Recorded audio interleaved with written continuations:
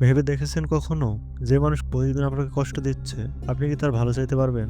আজ শোনাবো এমন এক সত্য কাহিনী, নবী মোহাম্মদ সাল্লাল্লাহু আলাইহি সাল্লাম এবং এক ইহুদি বুড়ির হৃদয় ছুঁয়ে যাওয়ার গল্প। মক্কার এক বৃদ্ধা প্রতিদিন নবীজি সাল্লাল্লাহু আলাইহি সাল্লামের চলার পথে কাঁটা ছড়াতেন।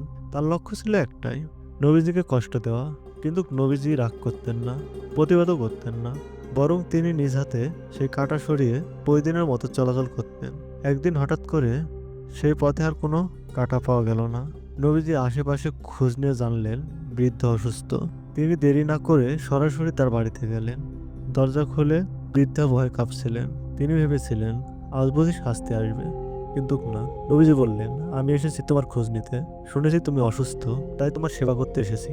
এ কথা শুনে বৃদ্ধার চোখে জল চলে আসে। তার হৃদয় ভেঙে যায়। এত মহানুভবতা, এত সহানুভূতি। তিনি তখনই বলে ওঠেন, তুমি যে মানুষ তা এই পৃথিবীতে বিরল। তুমি নিশ্চয়ই আল্লাহর প্রেরিত নবী। আমি ইসলাম গ্রহণ করতে চাই। তিনি কালেমা পড়ে মুসলিম হয়ে যান। এই গল্প আমাদের শেখায় ক্ষমা সবচেয়ে বড় শক্তি। ভালোবাসা দিয়ে জয় করা যায় হৃদয়। আর মহানবী সাল্লাল্লাহু আলাইহি সাল্লাম ছিলেন সেই ভালোবাসার জীবন্ত প্রতিচ্ছবি। আপনার যদি এই কাহিনী ভালো লেগে থাকে তাহলে লাইক, শেয়ার এবং সাবস্ক্রাইব করতে ভুলবেন না। আর নামাজের কথা বলবেন না। সালাম।